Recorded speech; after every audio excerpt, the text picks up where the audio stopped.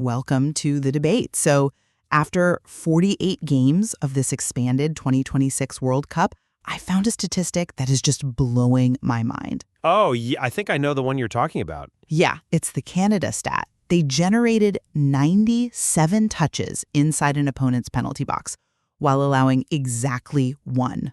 Just one. Yeah, that's wild. 97 to 1. So the core question we really have to ask ourselves today is, does a statistic like that represent pure, repeatable, systemic brilliance? Or is it just, a chaotic fluke of the draw? Right. Because with those 48 games concluded, which, by the way, in the old 32-team era, that would have marked the end of the entire group stage. Honestly, it still feels weird that we're only just now getting into the meat of it. It really does. But we finally have enough data and pitch action to evaluate what truly dictates tournament survival now. So, looking at this massive, recent analysis of the biggest winners and losers from these first 2 weeks, I see definitive proof of something. Okay, lay it on me. I will argue that sustained success in this sprawling modern format is driven by underlying tactical structures and statistical dominance. The underlying metrics strip away the emotion, they strip away the narrative, and they reveal the structural reality of how football matches are actually won over time. Well, I hear that, but I look at the exact same pitches, the exact same matches, and I see a completely different reality. Really? A completely different reality? Absolutely. Because my position is that international tournaments stubbornly defy structural logic. I mean, the data provides a beautiful illusion of control, sure, but success in a short-format tournament like a World Cup isn't dictated by a spreadsheet. It's a pretty good spreadsheet, though. It is, but the game is actually dictated by a manager's immediate reactive pragmatism and, honestly, the undeniable gravity of individual superstars who constantly bail out those very systems when the math inevitably breaks down. Okay, well, let's look at why building a coherent tactical framework is, really the only way to insulate a team against the inherent randomness of the sport. Take the United States men's national team, for example. Sure, they've looked good. They are the quintessential example right now. Under Mauricio Pochettino, they have achieved something incredibly rare in international football. They have a highly coherent, synchronized high press in the attacking third. They do look organized. Right, and it isn't just about players running hard. It is structural superiority. They are cutting off passing lanes and suffocating opponents before the ball even crosses the halfway line.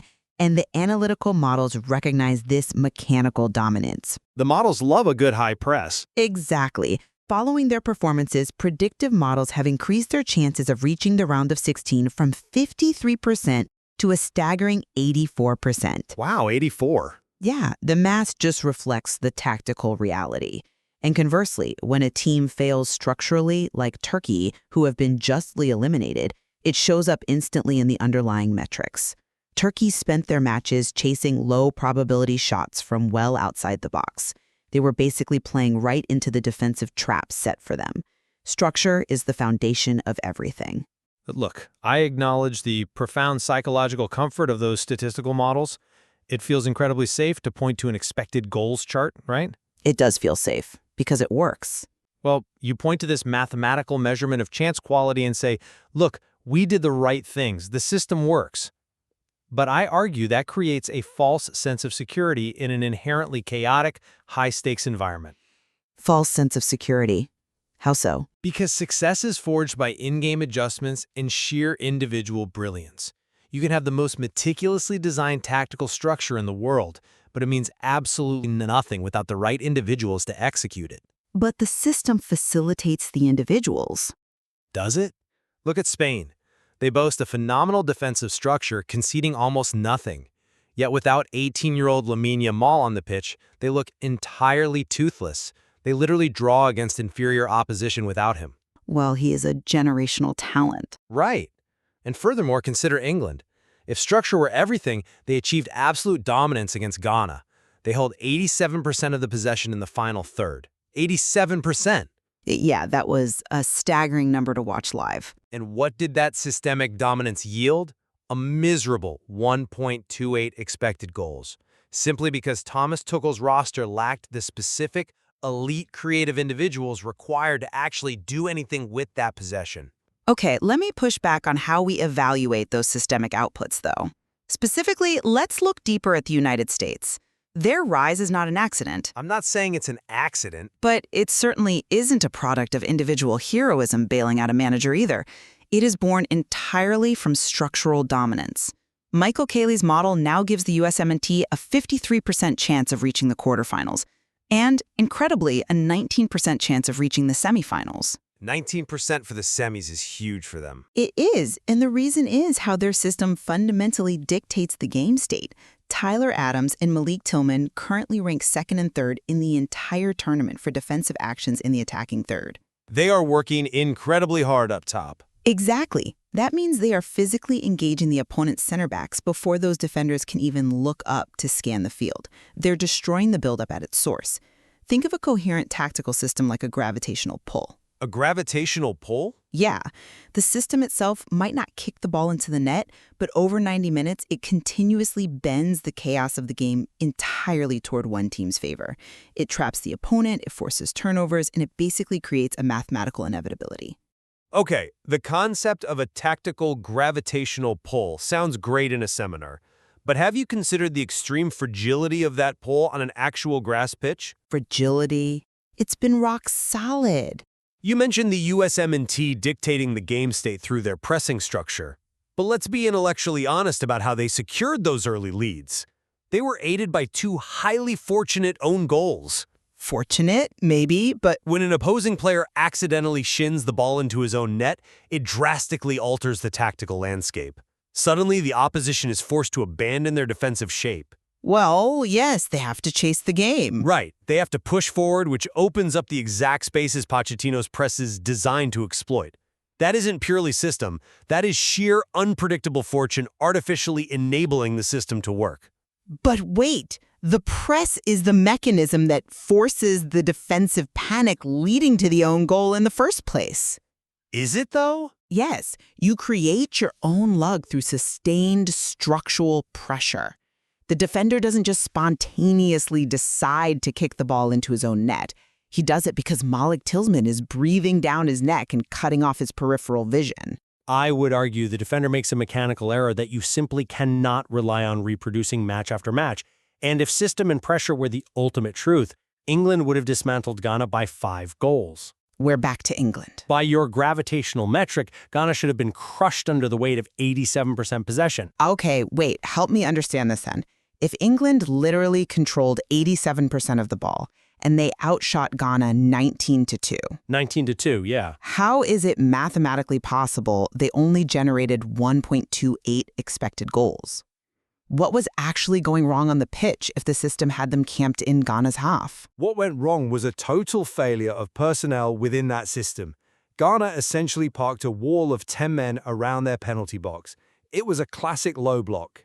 Right, completely congested. And when a team does that, they deny all the space behind the defensive line. You cannot run past them. To dismantle a low block, you need pinpoint, line-breaking passing. You need players who can thread a needle. Which Tuchel didn't bring. Exactly. Tuchel's initial roster selection stubbornly omitted the very individuals needed for that specific task. He left behind elite creative passers like Trent Alexander-Arnold, Cole Palmer, and Adam Walton.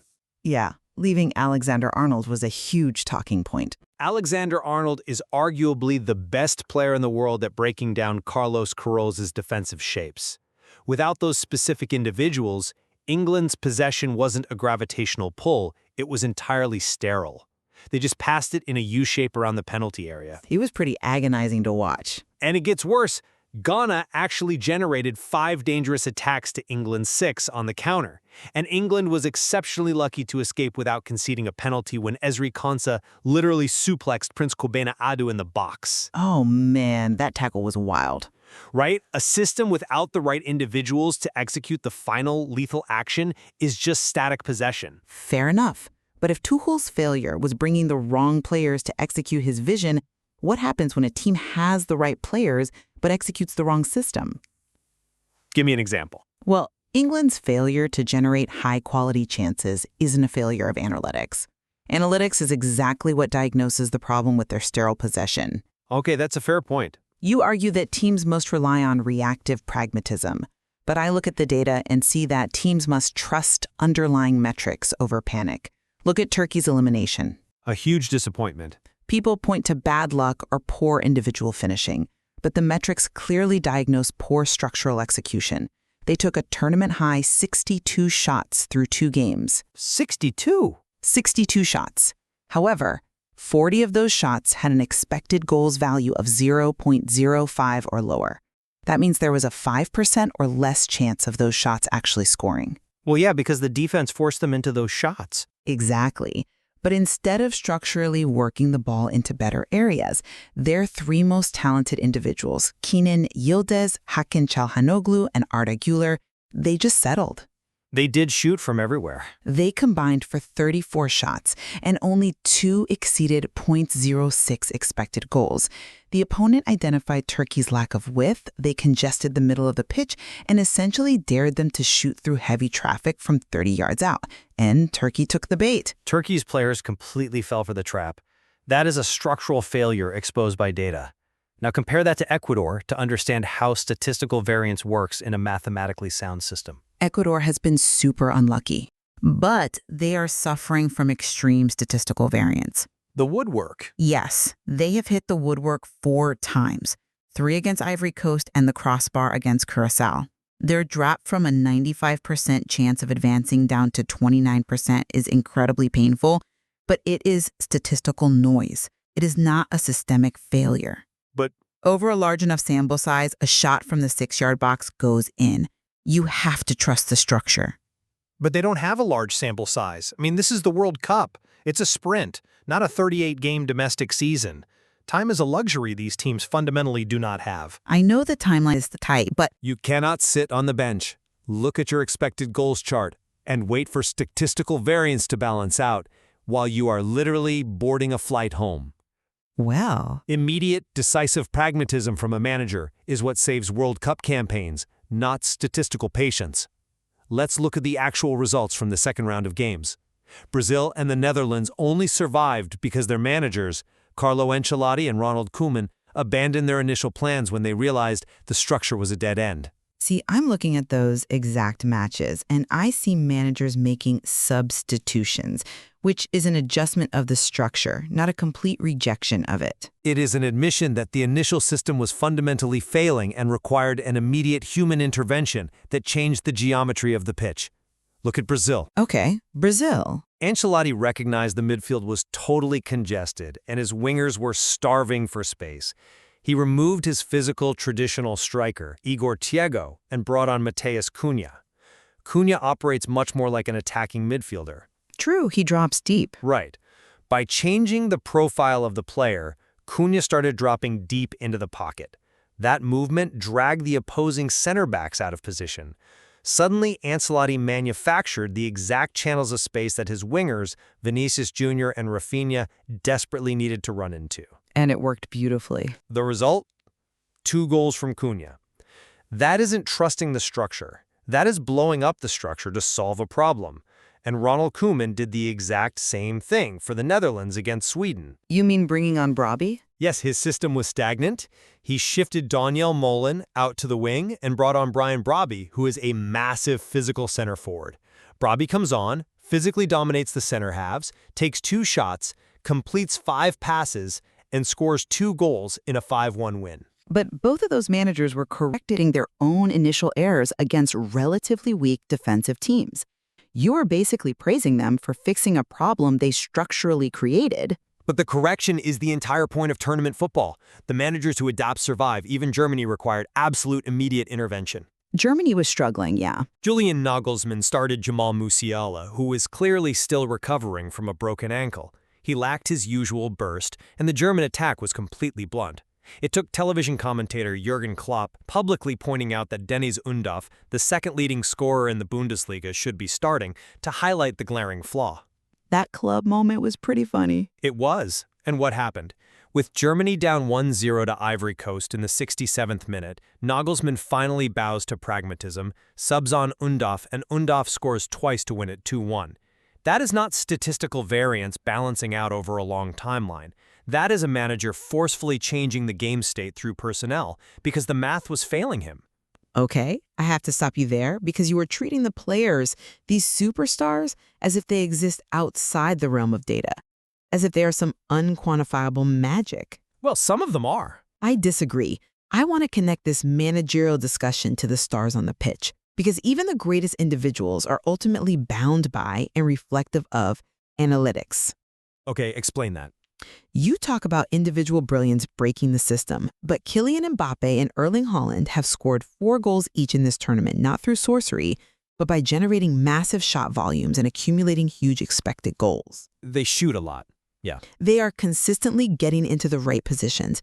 In fact, they trail only Lionel Messi in those metrics. Now wait, Messi is a perfect example of an individual who completely breaks your analytical models. His spatial awareness and decision-making just can't be quantified. Oh, I completely disagree. He is the absolute embodiment of the model. Let's look closely at Messi. He misses a penalty against Algeria earlier in the tournament. Right, the whole stadium went dead quiet. People panicked. Exactly, but the data explains it perfectly.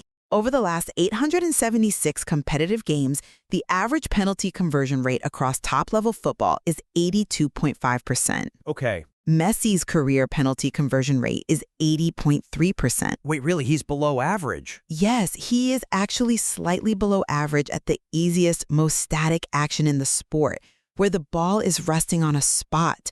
Yet, in open play, where the environment is incredibly complex, with defenders converging, bad angles, and a moving ball, he has a conversion rate of 18.2% on a massive volume of over 4,100 shots. That is crazy efficiency. That is alien-like efficiency. The data captures exactly what makes his spatial awareness so unique. These superstars are not statistical anomalies. They are the absolute pinnacle of what the metrics measure. I see that. And let me push back on your core premise that systems are utterly reliant on these individuals. If the system is just a vehicle waiting for a superstar engine, how do you explain Canada? Back to Canada. Let's go back to that statistic. Against Qatar, Canada generated 97 touches inside the opposition penalty area while allowing only one single touch in their own box. 97-1. They didn't do that because they have Lionel Messi. Well, no, they don't have a Messi. They did that through a flawless possession structure that instantly counterpressed the moment the ball was lost. They created a geographical quarantine that Qatar couldn't escape. That is pure, suffocating systemic dominance. Okay, look, I will certainly acknowledge Canada's statistical achievement. And the geographical quarantine you describe is an impressive tactical feat. Thank you. But we absolutely must contextualize it. They achieved that against Qatar, a team the analysis explicitly identifies as historically poor, perhaps the worst to ever appear at a modern World Cup. They were pretty bad. Dominating a terrible team with structure is one thing, but when the margins are tight against elite opposition, the individual reigns supreme. Look what happens to Spain when you remove their superstar. You mean Yamal again? Yes. Spain possesses the best defensive structure in this entire tournament. They have conceded just 0.35 expected goals through 2 matches. By your logic, that structural perfection should be enough to dominate anyone. It gives them a massive advantage. Yet take Lamine Yamal out of the starting lineup and Spain goes scoreless, drawing with a deeply average team. You insert that 18-year-old onto the pitch and suddenly they are up 3-0 in 25 minutes. He totally flipped the game. They dominated so heavily they could sub him off at halftime to rest him. Think of Spain's structure not as a vehicle, but as a titanium vault. It is completely impenetrable to the opponent. I like that analogy. But without Yamal, Spain doesn't have the combination code to open the opponent's vault either. They just pass the ball around the outside of it. The tactical system provides the security, but the superstar is the key that actually unlocks the game. But Yamal requires a defensive stability of that titanium vault, right? That 0.35 expected goals against, he needs that to have the absolute freedom to attack without consequence. Well, sure.